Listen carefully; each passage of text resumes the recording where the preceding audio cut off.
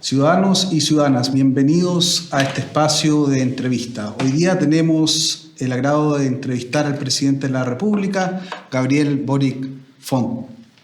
Bruno, un gustazo. Muchas gracias a ti, a todo el equipo de El Ciudadano y a los ciudadanos y ciudadanas que nos están viendo a través de sus pantallas.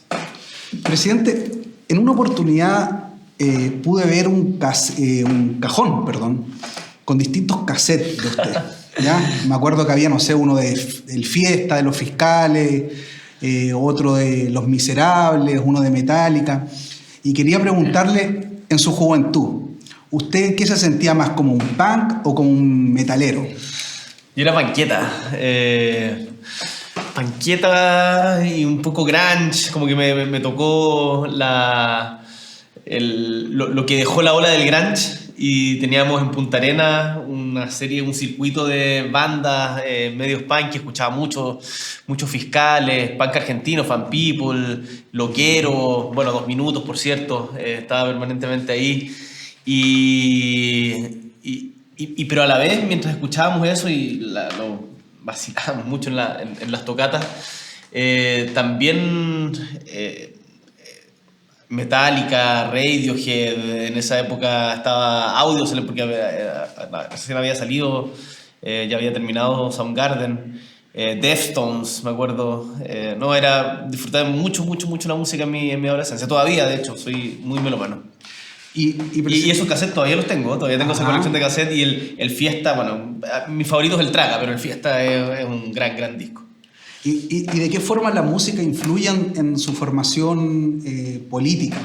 Ya las letras de las bandas. Y si es que hay alguna que recuerde en particular. Buena pregunta.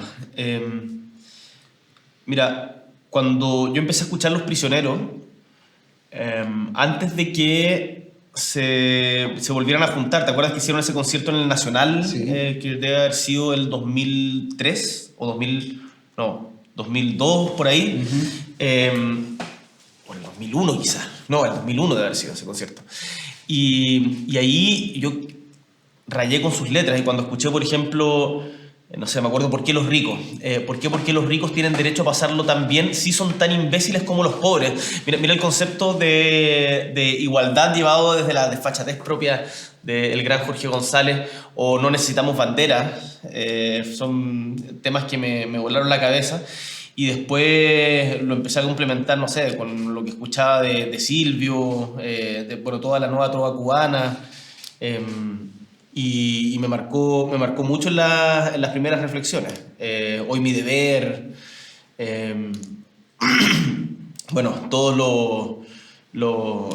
Playa Girón, por cierto.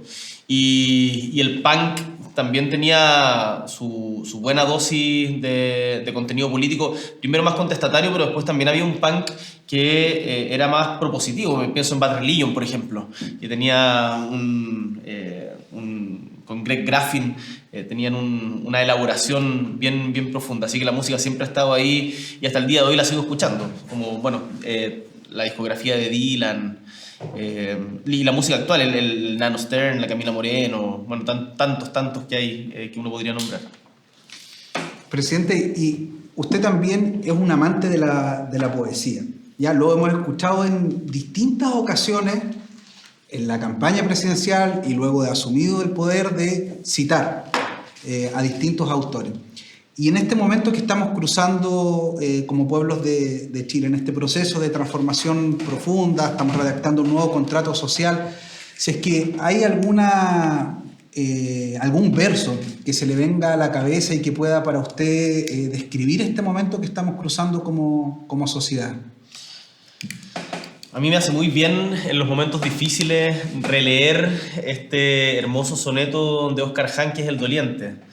Que no recuerdo exactamente de memoria, pero dice algo así como: pasarán estos días como pasan todos los días malos de la vida, el sol será sin mancha concebido y se pondrá nuevamente a tu costado, y tú te preguntarás, aturdido, sin brújula y con frío, ¿cómo he podido llegar a puerto con las velas rotas? Y una voz te dirá: ¿es que acaso no lo sabes? Los mismos vientos que arruinaron tus naves son los que hacen volar a las gaviotas. Sí, qué hermoso. Y esta idea de que en la tempestad hay aprendizaje, y de que vamos a poder salir adelante pese a lo duro del momento, es algo que se me reverbera permanentemente en el ejercicio del cargo. Ahora, en términos de poesía, hay tanto. El otro día, a propósito del discurso de la cuenta pública, citaba un poema que me gusta mucho de la Estela Díaz Barín, que se llama La Palabra. Se llama La Palabra, y que, en donde se pregunta dónde estará esa palabra que escondimos justo antes de terminar la infancia, y lo dice como dialogando con un amigo de la infancia, y que ya en el cenit de la vida no logra encontrar. Y yo me imaginaba que esa palabra era dignidad, que es la palabra que tan fuerte nos ha resonado durante los últimos años en Chile. Entonces la poesía para mí también es iluminadora, y muchas veces a mí me sorprende mucho que a veces hay gente generalmente vinculada con otras ideologías políticas que las nuestras, que dice que andas leyendo poesía, como que cómo es posible que te dediques a eso si hay tantos problemas. Si la poesía es un lenguaje también. Nosotros no podemos hablar solamente en código de la angustia del presente. Tenemos que también saber aproximarnos a la realidad desde otros lenguajes. Yo creo que la poesía ayuda mucho a eso. Y presidente, ¿cómo ha sido para su vida personal, ya, el convertirse en presidente de la República? Para usted, ¿esta es una tarea con la que se va todos los días al sueño y con la que amanece? Justo hoy día alguien me lo comentaba. Tuve una entrevista con un canal mexicano, porque tenemos una gira ahora a América del Norte. Y lo que pensaba es que, pese a que esto es todos los días y todo el día, uno nunca se acostumbra. Y es bueno no acostumbrarse. Es bueno mantener alguna dosis de incomodidad. Es bueno mantener, mientras uno habita el cargo y se sumerge también en los ritos republicanos que constituyen la República de Chile, valga la redundancia, también el tener una chispa de rebeldía frente a eso, porque si no, si te acostumbras, uno se empieza a convertir en lo que durante tanto tiempo criticamos, y uno se empieza a acomodar y empieza a ver las críticas de una manera corporativa, se empieza a asociar solamente con la élite. Y yo creo que es súper importante el mantener algún grado de incomodidad con los cargos y los privilegios que estos traen asociados. Los privilegios en el sentido de la disociación que se produce con cómo vive la gran mayoría de los chilenos.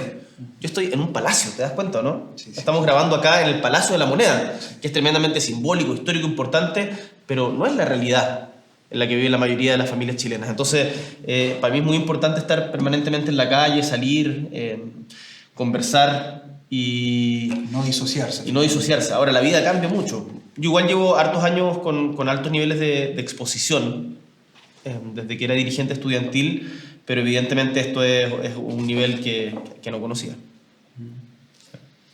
Pero estoy contento. Y me alegro. Presidente, usted se ha definido a sí mismo como un socialista libertario de izquierda. Si nos pudiese dar un poquito de luces acerca de qué significa esta definición. Tengo un compromiso profundo e irreductible con la idea de igualdad y la justicia.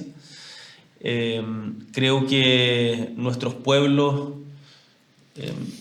no pueden disfrutar ni alcanzar la libertad si es que no generamos las condiciones de igualdad para que puedan desarrollarse.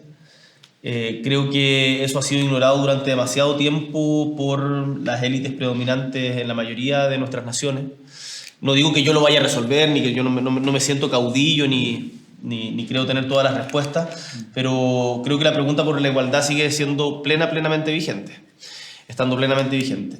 Libertario, es importante el libertario porque hay muchos momentos en la historia, o hay algunos momentos en la historia en que ciertas vertientes del socialismo renunciaron a la libertad e incluso a la libertad individual de pensamiento.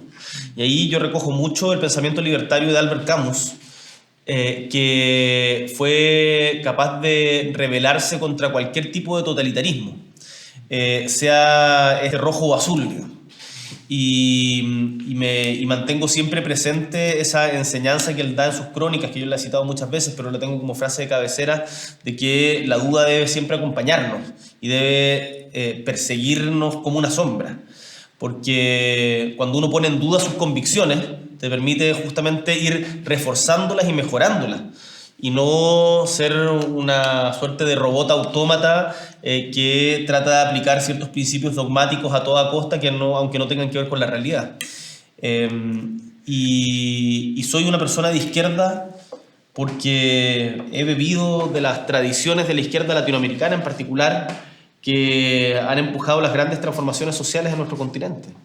Y soy heredero de ella para bien y para mal, en sus errores y en sus aciertos, y espero estar permanentemente aprendiendo de ello. Presidente, entrando al tema como de los medios de comunicación, ¿ya? Quiero preguntarle qué sensación le produce a usted el haber sido nominado por la revista Times como una de las 100 personas más influyentes del mundo. Me cuesta asirlo en el sentido de entender. Creo que uno siempre tiene que manejar este tipo de reconocimiento con mucha humildad y no permitir que se te suban los humos a la cabeza.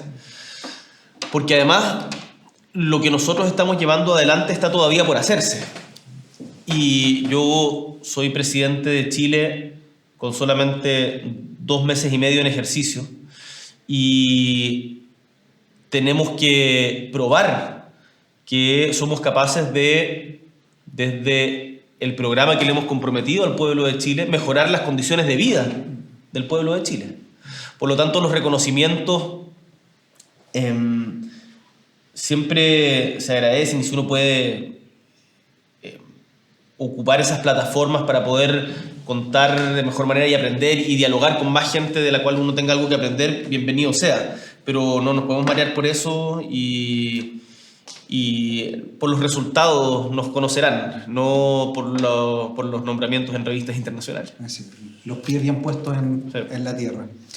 Y bueno, nosotros hemos seguido su trayectoria, desde su época de dirigente estudiantil, ser diputado, convertirse en presidente de la República.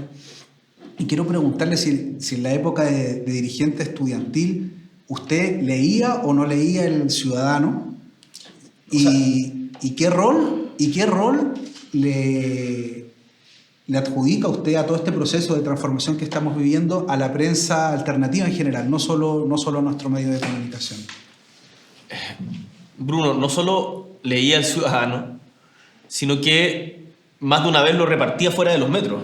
Me acuerdo que con las ediciones a veces quedaban algunos turnos de ediciones, y con compañeros del movimiento autonomista, de estudiantes autónomos, de lo que había sido gente que había militado en la Zurda, salíamos a repartir afuera de los metros, porque decíamos, y muchas veces tratamos de imitar algunas cosas del Ciudadano. Por ejemplo, me acuerdo que hicimos la revista Mala Clase, desde la FECH, y tratamos de tener algún nivel de circulación nacional, y ahí me acuerdo cuando hicimos ese experimento en la FECH, que fue una gran escuela periodística para también muchos compañeros y compañeras.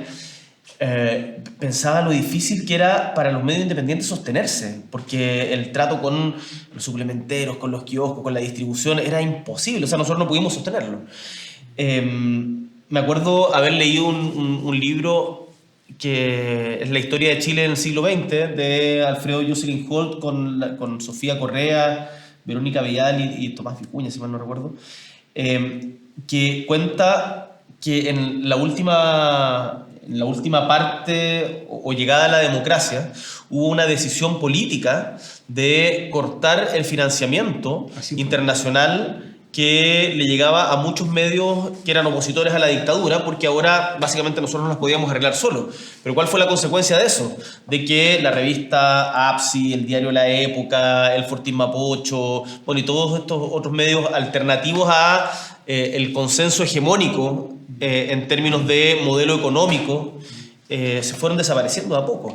Y me acuerdo, los que se trataron de formar el Rocinante, el 7+7, me acuerdo en algún momento, les costaba mucho sostenerse. Y en ese sentido yo me saco el sombrero, que no tengo en este momento, pero por la pega que ha hecho el Ciudadano, de mantener una prensa alternativa que hoy día también está, bueno, están en boga y en buena hora, desde con los medios nuevos, con las nuevas tecnologías y con la facilidad de acceso a la información para levantar canales comunitarios, y es una pega que es tremendamente destacable.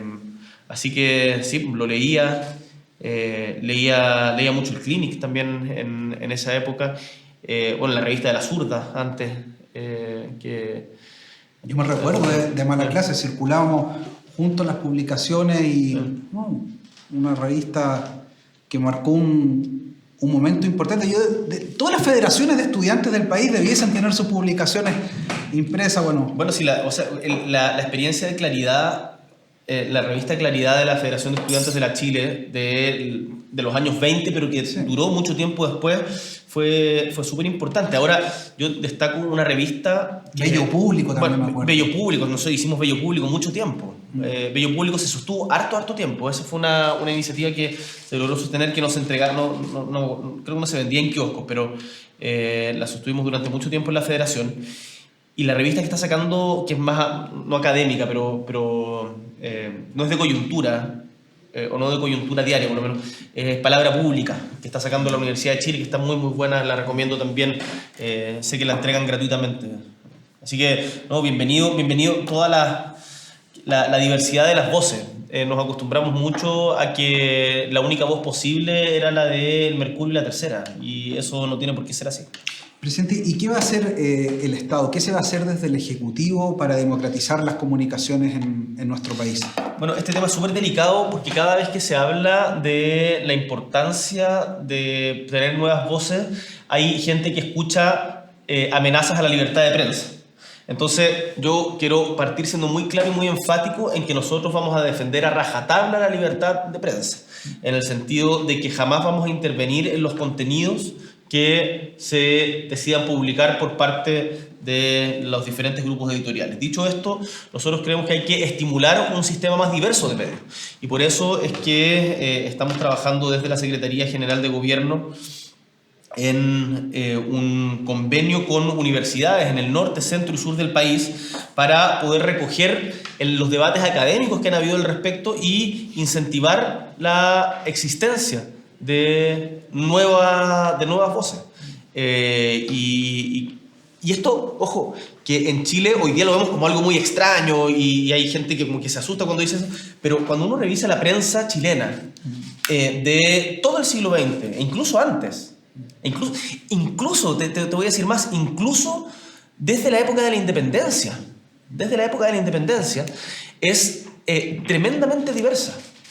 Yo te diría que en la prensa impresa, cuando cae o cuando abdica Bernardo Higgins en 1823, había más diversidad de medios impresos de lo que podemos encontrar hoy día en algunos lugares. Entonces, la verdad, yo invito a que esto no sea motivo de temor, sino de escuchemos nuevas voces y que la democracia se profundiza cuando es más gente la que habla y no menos. Presidente, usted ha sido víctima de fake news, ¿ya? En redes sociales. Quiero, si nos puede decir, ¿cuál es la que le ha dolido más? ¿Ya? O si no le ha dolido, quizás no le ha dolido, lo ha tomado simplemente como una noticia falsa. ¿Y qué podemos hacer un poco para frenar estas noticias falsas en las redes sociales que finalmente se expanden mucho más rápido que una verdad? No, me han acusado de unas cuestiones insólitas, pero lo más doloroso es siempre cuando involucran a tu familia, cuando involucran a la familia, cuando hacen aseveraciones sin ningún tipo de fundamento. Creo que no vale la pena refutarlas ahora para no darles el gustito, pero ahí hay una responsabilidad de cada uno de los que están mirando también. Porque muchas veces las fake news corren para izquierda y para derecha. O sea, no es solamente, desgraciadamente, no es un atributo propio solamente de quienes piensan distinto a nosotros. Las fake news también yo las he visto difundirse con demasiada facilidad, incluso nosotros hemos caído alguna vez por adherentes. Entonces, revisar la fuente, siempre preguntarse cuál es el respaldo de esto, cómo puedo verificarlo, tener una dosis de escepticismo frente a lo que se publica es totalmente necesario, porque, bueno, como ustedes saben, una vez que se publica una mentira, la mentira se difunde 1000 veces más que el desmentido después respecto de esa mentira. Ahora, el problema, esto es otra reflexión, el problema es que la manera de enfrentar las noticias falsas no es mediante la censura previa. Y eso es algo que voy a defender y que, bueno, tiene un costo, pero no creo que uno pueda tratar de limitar previamente los contenidos que se emiten. No, eso es la censura más dañina, sin lugar a dudas, es la autocensura. Y, presidente, mire, yo analizo y veo lo siguiente. Se ha conquistado el poder del Estado, ¿ya? Para desde ahí impulsar una serie de transformaciones importantes, o continuar con esta senda de transformaciones y ojalá profundizarla. No obstante, en el Chile actual hay dos poderes que aún son lejanos para avanzar en estas transformaciones. Y una es justamente el poder de los medios de comunicación, ¿ya? Y otra es el poder económico. ¿Cómo desde el Estado se va a buscar tratar de emparejar un poco la cancha en estos dos ámbitos donde no se tiene el poder hoy día para poder avanzar en estas transformaciones? Bueno, ya hablábamos algo de la importancia de que tengamos una diversidad de medios mucho más plural, que, ojo, no significa generar a medios que sean adláteres del gobierno de turno. Claro. Los medios que se transforman en panfletos, la verdad es que pierden inmediatamente toda credibilidad. Déjame darte dos ejemplos para decirlo con nombre y apellido. Cuando uno lee, no sé, El Libro, por ejemplo, el medio El Libro de derecha, o sea, cualquier cosa que salga de ese medio evidentemente tiene un sesgo que es tan brutal, en donde es tan tendencioso que la verdad no colabora, desde mi punto de vista por lo menos, al debate público. Eso no significa que tenga que ser censurado por ningún motivo, qué bueno que puedan expresar su opinión. Lo mismo me pasaba con medios como, creo que se llama Cambio 21, por ejemplo. Cambio 21, que parecía también un panfleto de defensa de los gobiernos de turno en su momento. Entonces necesitamos medios que sean críticos, que incomoden al poder, que tengan una línea editorial, que esa línea editorial sea pública y verificable, y que se debatan ideas en torno a eso, pero que haya más diversidad, pues no puede ser solamente los del consenso hegemónico neoliberal. Entonces, yo espero que eso podamos estimularlo, pero insisto, no le corresponde al Estado, creo que no es deseable que el Estado incentive medios que sean para alabar al gobierno de turno. Eso siempre creo que hace mucho daño. Y sobre lo otro, los medios, la concentración del poder económico, la dicotomía no es solamente Estado-mercado. La dicotomía yo creo que tiene que ver incluso con mercado-democracia. ¿Por qué? Tú sabes que hoy día en Chile el nivel de concentración económica que tenemos nos lleva a que el 87% de las ventas en nuestro país estén concentradas en las grandes empresas, siendo que las pymes otorgan prácticamente el 50% del empleo. Entonces, cuando hablamos de democratizar la economía, estamos hablando de incluir incluso más sector privado. Más sector privado, pero con el sector privado no estamos hablando solamente de los grandes grupos económicos, la familia, las cooperativas, las organizaciones comunitarias, que también puedan jugar un rol en lo económico y no sean solamente grandes grupos con agendas propias de acumulación, además rentista muchas veces, que escapan a todo el límite de lo razonable. Así que, y ahí el Estado también puede jugar un rol de apalancamiento de ciertas inversiones en cuestiones estratégicas, como por ejemplo en temas energéticos o en temas de transporte, como por ejemplo el tema de trenes que vamos a impulsar desde nuestro gobierno, en donde en tema de minería, por ejemplo, vamos a impulsar la Empresa Nacional del Litio, o mejorar la regulación para que pueda haber mejor competencia. Sí, cómo el Estado le mete más competencia Exactamente. al mercado. O sea, el sistema de la ley de compras públicas, por ejemplo, ¿cómo hacemos para que tenga incentivo hacia las pequeñas y medianas empresas y no solamente se concentre en los grandes proveedores? Son discusiones que estamos llevando adelante en conjunto con justamente las organizaciones y agrupaciones de pymes. Una última pregunta en el tema de los medios de comunicación para que luego entremos al plano internacional, presidente. Hoy existen actores de la comunicación que son de carácter supranacional, ¿ya? Me refiero a las redes sociales en particular. ¿Cree usted que estos actores debiesen regirse en el territorio nacional según las leyes chilenas? Creo que es un poco ingenuo pensarlo de esa manera. Estamos en un mundo cada vez más interconectado que pensar de que vamos a poder contener esa fuerza creativa y o destructiva a nivel de fronteras nacionales. Me parece que peca un poco de voluntarismo. No estoy diciendo con esto que tengamos que renunciar a nuestra soberanía legal, en ningún caso. Pero creo que la solución pasa más por impulsar legislación internacional, en donde, por ejemplo, no lo pienso solamente en materia de comunicación, por ejemplo, en materia de impuestos. En materia de impuestos hay una agenda que, de hecho, vamos a conversar ahora en la Cumbre de las Américas a la que voy a ir, de generar impuestos globales y evitar la generación de los paraísos fiscales. O establecer ciertas reglas mínimas de contratación y de condiciones laborales. Lo mismo también puede perfectamente correr para los medios de información. ¿O se acuerda esta tasa Tobin del movimiento ATAC que decía del 1%? Me acuerdo perfectamente. Entonces, ese tipo de cosas, la idea de la constelación postnacional, o la idea de la paz perpetua de la que hablaba Kant hace tanto tiempo, y de pensar cómo podemos organizarnos globalmente en un contexto en el que todos dependemos de todos a esta altura y pretender encerrarse, creo que es la pregunta que tenemos que resolver en la comunidad internacional hoy día. Presidente, plano internacional.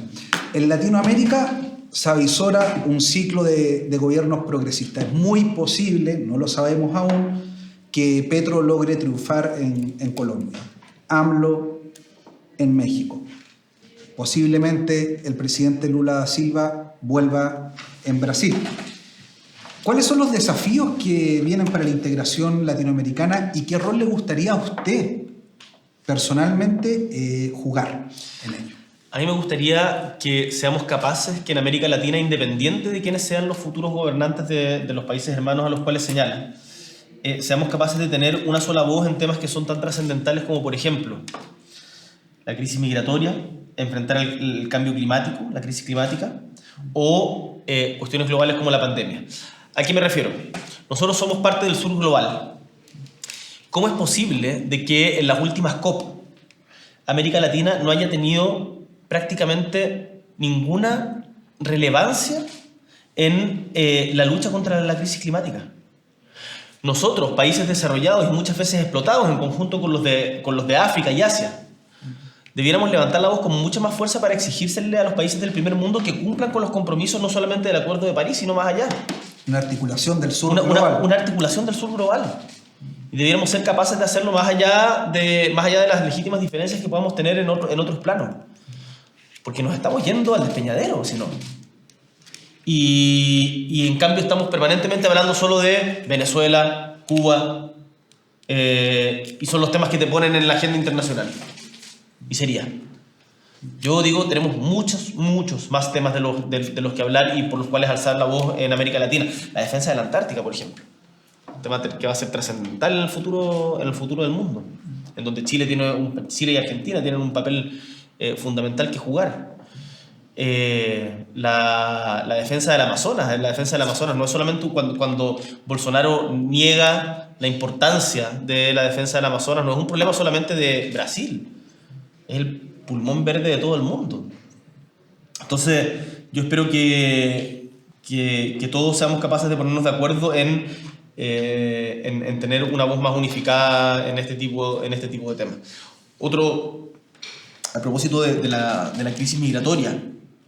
Tenemos 3 grandes flujos migratorios hoy día. Bueno, hay varios, pero en el mundo está el de Siria, que ya lleva un buen rato, el de Ucrania, que llevan cuántos millones ya de desplazados, Sí. más de 5 millones de desplazados, y el de Venezuela. Esto ningún país puede hacerse cargo por sí solo, ni un grupo de países. Tenemos que tener mayor cooperación internacional para poder abordar estas crisis humanitarias. Al final son personas de carne y hueso las que están migrando, más allá de si te gusta o no el gobierno donde se produce la migración, más allá de las causas de la guerra. Hay personas de carne y hueso, familias que la están pasando mal. Y como comunidad internacional nosotros nos preocupamos cada uno de encerrarnos en nosotros mismos. Tenemos que poder colaborar para darle ante esa tragedia, reaccionar humanamente.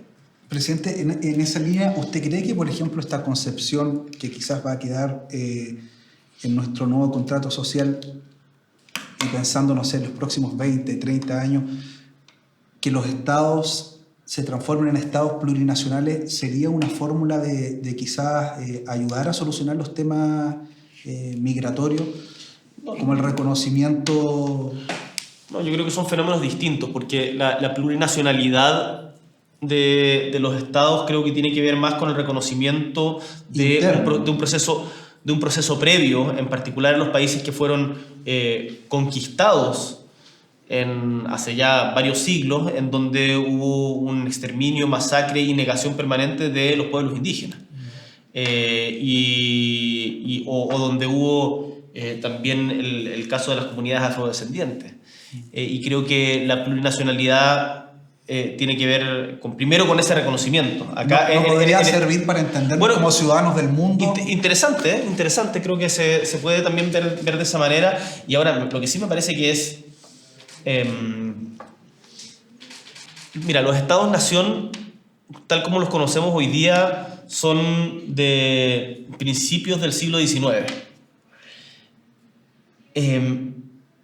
Y por lo tanto tienen una corta historia en la historia de la humanidad. Yo no tengo ninguna duda de que vamos a seguir avanzando en la reafirmación de las identidades culturales, pero la difuminación cada vez mayor de las fronteras nacionales como los ámbitos en donde se ejerce el poder. Y eso, bueno, las multinacionales lo demuestran permanentemente. Y para eso tenemos que prepararnos, tenemos que estar más abiertos a la integración con el mundo. Y ahí aprovecho la instancia de ratificar algo que pareciera que durante algún tiempo se nos olvidó. Chile es profundamente latinoamericano y tenemos que estar orgullosos de nuestras raíces latinoamericanas. Tú sabes, una cosa que se sabe poco la conversamos poco respecto del proceso de independencia. Después de independizado Chile en 1818, uno de los temas más importantes para los próceres de la independencia, no solamente las personas, hablemos de los procesos, era cómo independizar a todo el continente.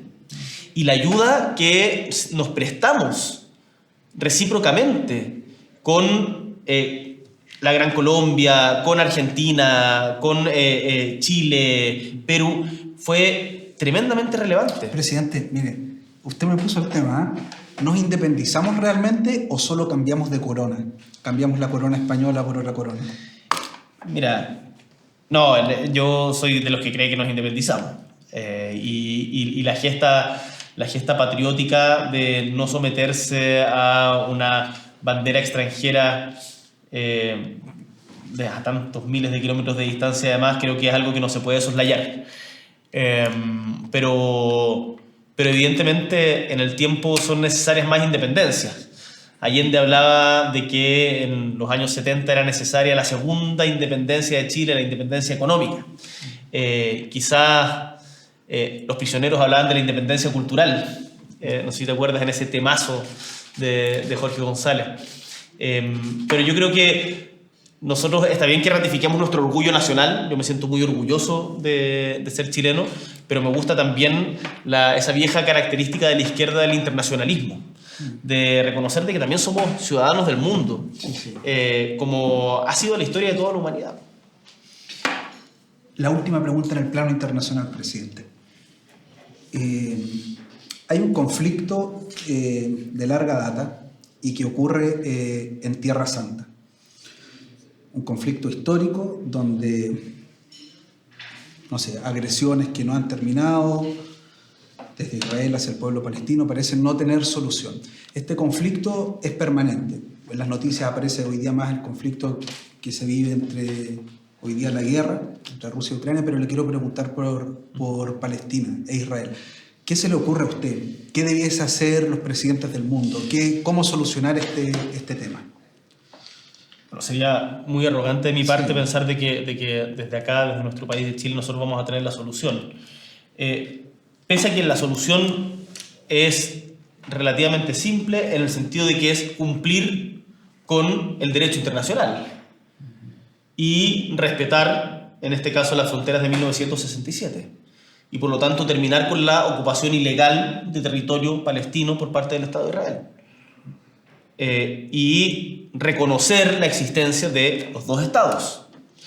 Yo creo que por ahí pasa y todos debiéramos ser mucho más enfáticos en exigir aquello, que es un mínimo.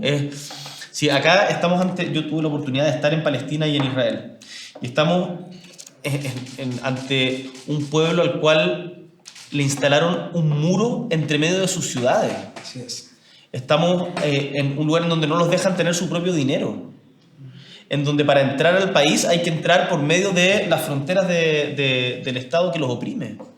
Es una cuestión realmente, me cuesta entender cómo la comunidad internacional sigue tolerando aquello. Yo creo que tenemos que ser mucho más claros en nuestra exigencia de hacer valer el derecho internacional. Vamos a entrar a la economía, pero que también está un poquito mezclada con la política. Presidente, uno de los puntos que se ha criticado desde el mundo de la izquierda fue su decisión de nominar a Mario Marcel en el Ministerio de Hacienda. Quiero preguntarle cuáles fueron las razones que lo llevaron a su nominación, ¿ya? Y si usted se encuentra satisfecho con su desempeño. No solamente satisfecho, estoy tremendamente contento y agradecido de la disposición de Mario Marcel de haber asumido la responsabilidad de ser ministro de Hacienda.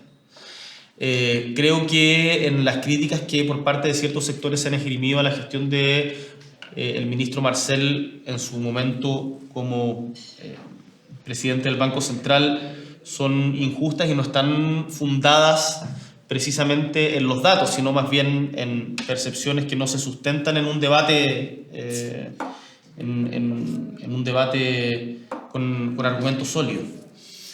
Mario Marcel es una persona profundamente progresista, es una persona comprometida con la construcción de un Estado que garantice derechos sociales universales y con algo tan básico que yo también comparto, que es que el tener orden en las finanzas públicas, el creer en las reglas fiscales, el ser ordenados macroeconómicamente no es un atributo o no tiene por qué ser un atributo de las derechas.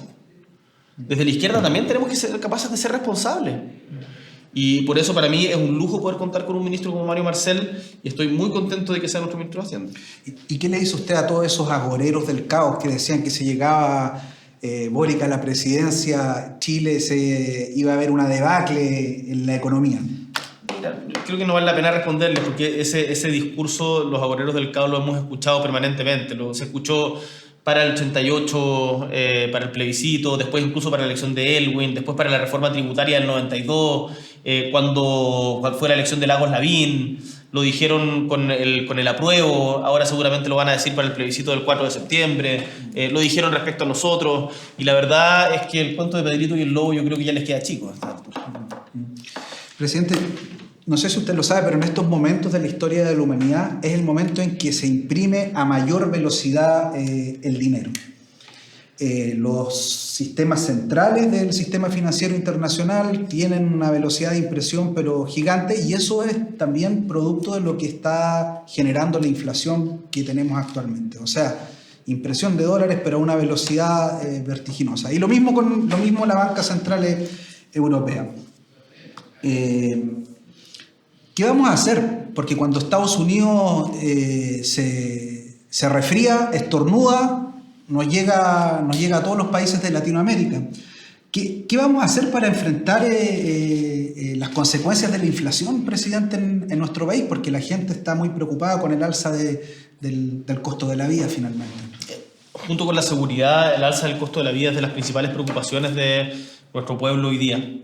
Y eso nosotros lo tenemos súper claro y hemos actuado en consecuencia. Por eso creamos y levantamos el Plan Chile Apoya, en donde hemos movilizado más de 3.700 millones de dólares para justamente enfrentar esto en diferentes aristas, desde apoyo a sectores específicos que han quedado más rezagados, como sector turismo, la industria cultural, gastronómica, o la baja del precio de la parafina, o la contención del alza del precio de los combustibles, que está muy mediada por las condiciones de la guerra justamente en Ucrania. Ahora, la inflación tiene diferentes causas, no se ve de que vaya a cejar. Esto lo he conversado con liderazgos internacionales, con otros colegas, presidentes o primeros ministros, primeras ministras en el mundo. Es algo que está viviendo, una realidad que se está viviendo en prácticamente todos los países del orbe.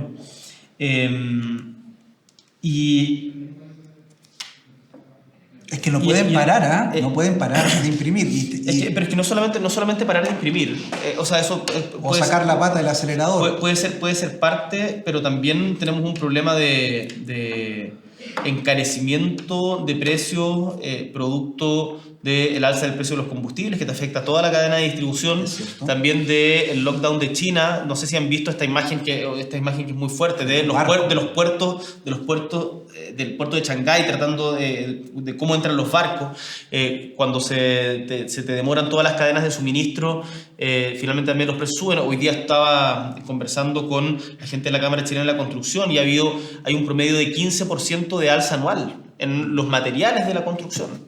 Entonces, es muy multifacética. La inflación es algo que acompañó a Chile como una tortura durante todo el siglo XX. La logramos controlar, ahí el Banco Central ha jugado un rol tremendamente importante, y por eso es muy importante ser disciplinados en términos fiscales para que no se nos dispare de nuevo la inflación. Tenemos una inflación alta como no teníamos hace mucho tiempo, pero todavía... Bueno, es cosa de ver la situación de nuestros vecinos, que muchas veces es mucho más terrible, en donde derechamente se pierde la noción de los precios en algunos casos. Me imagino, presidente, que pese a esta debacle económica que es multifactorial, como usted lo está definiendo, esto no significa de ningún modo de que habrá una renuncia a las reformas sociales, ¿no? Por ningún motivo. Nosotros venimos por un mandato de cambio y sabíamos que el contexto y el escenario económico iba a ser difícil. Y de hecho, tal como lo decía el mismo ministro Marcel, la necesidad de la reforma tributaria, justamente ahora, en este momento de crisis, es para poder entregar mayores certezas y certidumbre a nuestro pueblo. Si un país que está quebrado y fracturado socialmente, tan segregado como está Chile, va a tener muchos problemas para crecer. Entonces, para nosotros, el compromiso irrenunciable con las reformas estructurales de la reforma tributaria, la reforma de salud, la reforma previsional, además de una serie de otras reformas sectoriales importantes, es parte de la esencia de nuestro programa, y no podemos quedarnos solamente en un gobierno de administración de la crisis.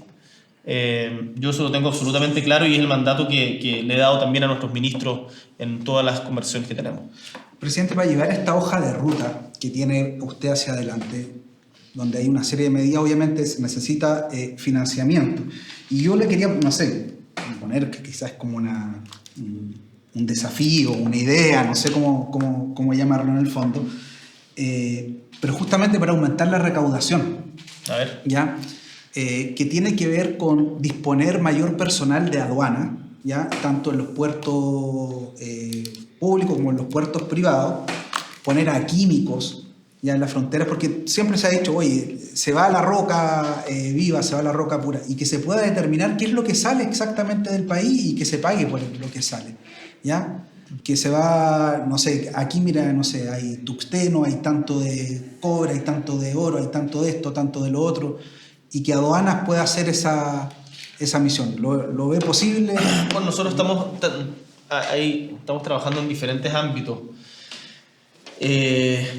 Chile ha ido mejorando poco a poco, quizás a ritmo insuficiente, pero la complejidad de su economía y de la producción de su economía, en particular en el área minera. Y de hecho el que queramos crear la empresa nacional del litio apunta justamente en esa dirección. Ahora, además tenemos que ser capaces de capturar las rentas del superciclo del cobre, y por eso es que parte de la reforma tributaria incluye un nuevo royalty minero, y además, eso por el lado del sector privado, pero además una modernización de Codelco que bajo ningún punto de vista puede implicar su privatización. Mayor inversión en estándares medioambientales, en relación con las comunidades, en energías limpias. Y meterle más ciencia y tecnología. Mira, ahí, Bruno, eso es importante. Yo espero que nuestro gobierno pueda sentar las bases de un nuevo modelo de desarrollo para Chile, y por eso hemos destinado, y esto pasó un poco desapercibido en la cuenta, pero yo creo que es una de las cosas importantes que dijimos. Parte importante de los ingresos que se están produciendo por las licitaciones ya hechas del litio las vamos a dedicar mediante Corfo a la creación o al asentamiento de las bases de un nuevo modelo de desarrollo. Estamos hablando de muchos recursos frescos que hoy día tiene el Estado chileno y que tienen buena proyección. Lo estamos trabajando ahí con José Miguel Benavente. Yo creo que sería bueno poder conversar con él, con el ministro de Economía también y con el ministro Marcel, para que sepan de que acá no nos vamos a quedar sencillamente en hacer lo mismo. No queremos de que el litio sea el nuevo cobre, como el cobre fue el nuevo salitre, y el salitre la plata. O sea, tenemos que meterle más complejidad a nuestra economía, tenemos que tener transferencia tecnológica, tenemos que tener encadenamientos productivos, tenemos que tener una lógica mucho más exigente en materia medioambiental y de relación con las comunidades, y por cierto una distribución más justa de la renta. ¿Y qué le gustaría a usted, por ejemplo, en esta creación de la empresa estatal del litio? ¿Qué le gustaría que se fabricase aquí en Chile? ¿Batería de litio? Sí, se habla mucho un auto como Bolivia estaba haciendo su auto eléctrico. Se habla mucho de eso. Ahí nosotros tenemos que aprovechar las ventajas comparativas. Yo no soy experto en la materia, ni quien pueda decir cuál es el producto específico que se tiene que fabricar aquí, pero el punto es que no dejemos pasar las oportunidades que tenemos. Hoy día el mundo está avanzando hacia la electromovilidad. La misma guerra en Ucrania ha llevado a la necesidad de muchos países desarrollados de soltarse de la dependencia que tenían de las fuentes energéticas rusas, y por lo tanto ahí, por ejemplo, el hidrógeno verde asoma como una energía tremendamente importante para el futuro del mundo, y en donde Chile tiene condiciones inigualables para poder desarrollarla, y así una serie de otras oportunidades. Bueno, por cierto, el cobre y el litio y las energías renovables no convencionales que nos dan una posición muy expectante de cara a lo que viene del mundo. Si hacemos las cosas bien, a Chile le puede ir muy bien. Y yo me la voy a jugar de lleno a que no dejemos pasar esta oportunidad para que, insisto, porque esto de repente suena muy abstracciones, para que nuestro pueblo viva mejor, si de eso se trata. Vamos a ir a lo político, presidente, que quizás su materia predilecta. Las fuerzas del apruebo lograron un 80% en el plebiscito de entrada, ¿ya? Y se alcanzaron finalmente los 2/3 para hacer las transformaciones profundas que se necesitaban dentro de la Convención Constituyente. ¿Usted cree que es posible que estas fuerzas encuentren caminos para sacar adelante el plebiscito de salida?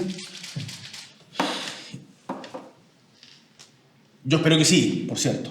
Y yo tengo mucha esperanza en el proceso constituyente. Si la gente sabe cuál es mi posición respecto a esto, creo que en el proceso no ha estado exento de tropiezos. Han habido errores, han habido situaciones que son indeseables, pero creo que el texto al que se ha llegado es mucho mejor que lo que tenemos actualmente. Y a lo que yo llamo a que tengamos generosidad. ¿En qué sentido? En que la Constitución no puede entenderse como una Constitución de revancha. Yo no quiero hacerle a quienes nos impusieron la Constitución del 80 lo que ellos nos hicieron en ese momento. Yo quiero que logremos generar una constitución y a través de la práctica y las reformas que sean necesarias de ganar el apruebo, podamos generar una norma fundamental que sea de encuentro de la mayoría de los chilenos y chilenas. ¿Usted ve fracturada la sociedad chilena? O sea, no tengo ninguna duda de que creo que la fractura es más profunda de lo que pensaba. ¿Y cómo se repara esto? ¿Qué espera usted incluso de las mismas fuerzas de oposición para llegar a una posible reparación? ¿Existe una derecha dialogante, presidente? Yo creo que existe una derecha dialogante. Yo creo que existe una derecha con la cual es posible conversar y tener acuerdos en ciertos temas que son relevantes, pero no olvidemos de que los acuerdos no los podemos pensar solamente dentro del mapa de los partidos políticos legalmente constituidos. Si hoy día los partidos políticos legalmente constituidos y quienes militamos en ellos somos una pequeña minoría y fracción de la sociedad. Yo creo que el problema más grave que tenemos en Chile es el derrumbe de la capacidad de mediación de las instituciones, en general, las instituciones en general, entre ellos también los partidos políticos. Y que, por lo tanto, la porosidad la democracia pierde porosidad cuando sus instituciones no funcionan, porque cada individuo se entiende como un mundo en sí mismo. Y por lo tanto, cada diferencia se vuelve un abismo. Y cada persona con la que hay una diferencia se vuelve un adversario. Me ha tocado experimentarlo en carne propia, incluso dentro de las fuerzas progresistas o de las fuerzas de izquierda. Entonces, yo ahí a lo que llamo es a que seamos capaces de poner por delante las tremendas posibilidades que tenemos en torno a las cosas que nos unen, por ejemplo, la construcción de un Estado que garantice derechos sociales universales. Queremos hacer una reforma estructural en salud para que no siga dependiendo de cuánta plata tienes la calidad de la salud a la que accedes. ¿Cómo no nos vamos a ser capaces de poner de acuerdo en eso? Es una cuestión tan básica. En materia de pensiones, las AFP ya no dan para más. O sea, el sistema de capitalización individual no otorga pensiones suficientes para tener una vida digna. Tenemos que cambiarlo. ¿Cómo no vamos a ser capaces de ponernos de acuerdo? Y en la izquierda somos muy buenos para dividirnos. Pero incluso hoy día, aunque nos uniéramos todos los que con representación política no somos mayoría, tenemos que llegar a acuerdos más allá. Y eso no significa claudicar a las convicciones que uno tenga. Significa entender de que la política es para mejorarle la calidad de vida a nuestro pueblo con nuestro pueblo. No para hacer testimonios que finalmente te pueden hacer sentir muy bien al final del día, pero no le cambiaste la vida a nadie. Sí, hay que ser un poquito más pragmático. Pero ser pragmático no es contrario a ser idealista. Yo me considero tengo mis convicciones y principios muy firmes y no he renunciado a ellos. Y por ejemplo, en momentos en que he sido cuestionado, como por ejemplo cuando firmé el acuerdo por la nueva constitución en noviembre del 2019, lo hice también con mucha conciencia de que para poder avanzar o para poder terminar con la constitución de la dictadura, teníamos que sentarnos a la mesa con quienes pensaban distinto a nosotros. Ya era el momento, y si no, quizás lo hubiésemos perdido para siempre. Y se dio. Presidente, la composición de sus equipos ministeriales, de jefes de gabinete, etcétera, es muy joven, ¿ya? Y en conversaciones hay gente que me ha señalado, yo no sé si usted va a coincidir con lo que yo le voy a decir, le hace falta también algunos zorros correteados en algunos ministerios o puestos clave. ¿Usted coincide con esa mirada? Yo creo que nosotros logramos incorporar a la administración del Estado a una generación que no había tenido la oportunidad de estar y que por eso quizás el contraste es muy grande. Pero la verdad es que también tenemos ministros como Carlos Montes, que tiene 75 años y una gran trayectoria política a sus espaldas, como Begoña Yarza, como la Janet Vega, como Janet Jara, que es más joven que ellos, pero es mayor que nosotros, el mismo Mario Marcel, Juan Carlos Muñoz, Juan Carlos García, que no son de nuestra generación. Yo siento de que una de las cosas positivas que logramos en el gobierno es esta síntesis entre diferentes generaciones y experiencias, y que estamos todos aprendiendo mucho los unos de los otros. Presidente, en el último tiempo se han hecho más visibles mafias de la madera, ¿ya? mafias en el comercio informal, el narcotráfico. ¿Cómo va a abordar estos problemas sin repetir las recetas que no han dado funcionamiento en el pasado, que no han dado resultados? El tema del crimen organizado es realmente una de las principales amenazas que tenemos en Chile hoy día. Tú mencionabas narcotráfico, contrabando de madera, contrabando de armas, trata de personas. Y estamos fortaleciendo en particular a la Policía de Investigaciones para poder tener mayores recursos para desbaratar estas bandas. Yo quiero que sepan de que no vamos a cejar en su persecución, pero también en atacar las causas estructurales que hacen a mucha gente caer en ese camino. Porque que el camino de la delincuencia sea una opción para algunos es porque no encontraron otro también. Habrán algunos que lo tengan por convicción, pero yo creo que son los menos. Entonces, el Estado no puede solamente contentarse con por ejemplo, la construcción de un barrio. Tiene que estar ahí generando vida social, generando vida comunitaria. Cuando el Estado retrocede aparece el narco. Cuando le entregamos a estas bandas organizadas el control del espacio público es justamente cuando se pierde la asociatividad. Entonces ahí yo creo que tenemos una pega, por un lado, desde la perspectiva represiva en términos legítimos, la legitimidad del uso de fuerza por parte del Estado, y por otro en el enfrentar las tremendas desigualdades que sigue teniendo nuestra sociedad chilena, que lleva a mucha gente a seguir ese camino. De todos los desafíos que involucra su gobierno, ¿por cuál le gustaría ser recordado el 11 de marzo del 2026 cuando usted salga de aquí de la moneda a entregar la banda presidencial? ¿Cuál va a ser, no sé, o se proyecta usted como su principal obra? ¿Cuál piensa que puede ser su legado, presidente?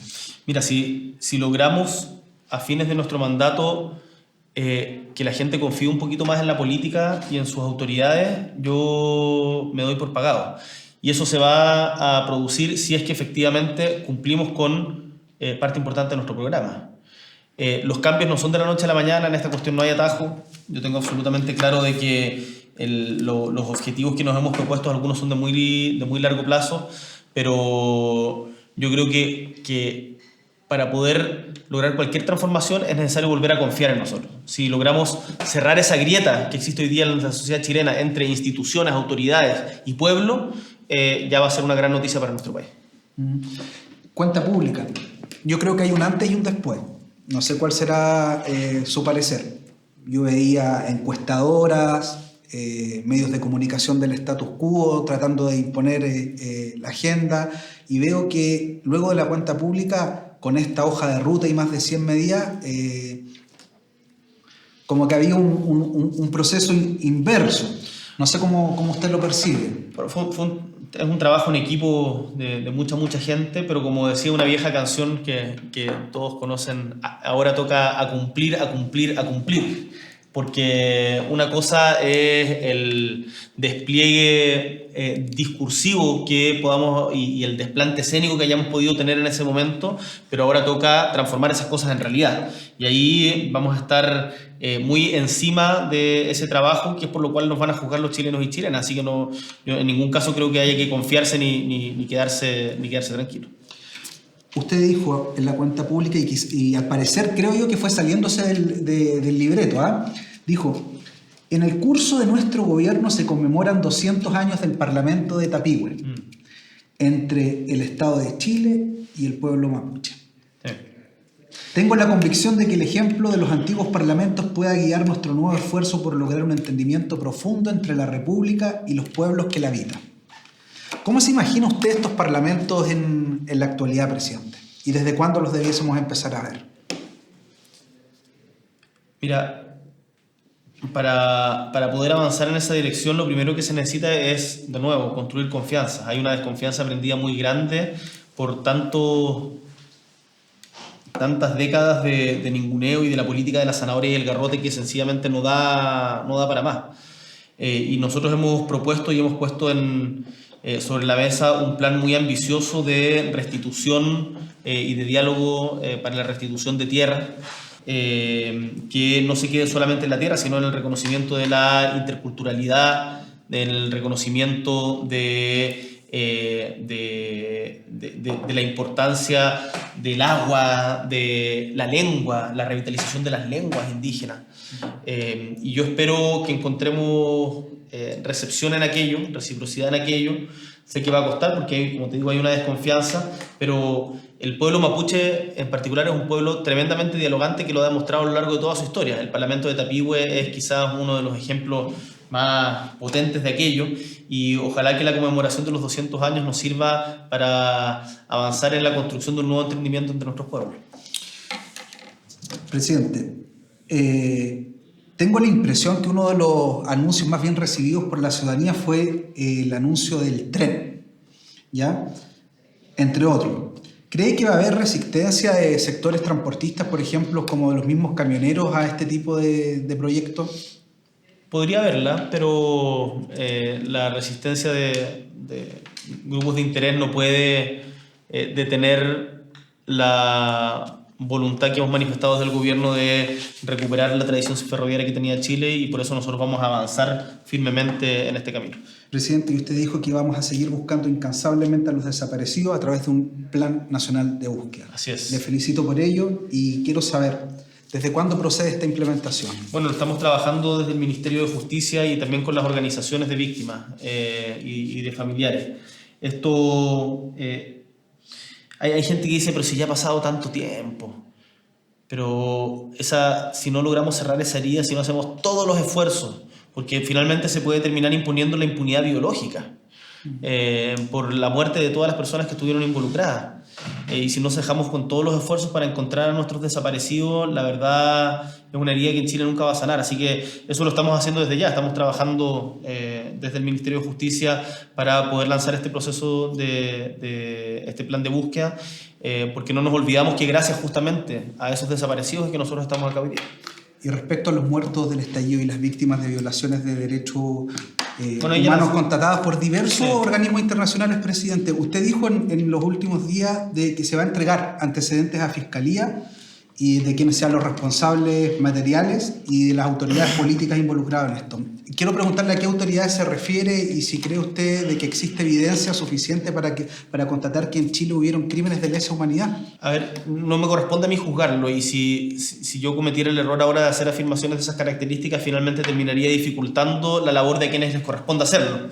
Lo que a mí me corresponde como jefe de Estado es entregar todos los antecedentes que estén a nuestra disposición y poner los instrumentos del Estado a disposición de los tribunales internacionales, de las cortes interamericanas, de todos los espacios, para que pueda haber verdad, justicia, reparación y, por cierto, el compromiso de no repetición. Y además para eso hemos estado trabajando, bueno, en conjunto con la senadora Campillay, que es quien coordina la mesa de reparación para que estamos levantando desde el Ministerio de Justicia, para que efectivamente esto no quede en la impunidad. Presidente, vamos cerrando. Le propongo un ping-pong. Vamos. Cariño. Cariño. Necesario para sobrevivir. Sin duda, coincido. Magallanes. Me reconozco en Magallanes, es mi identidad más profunda. Anarquismo.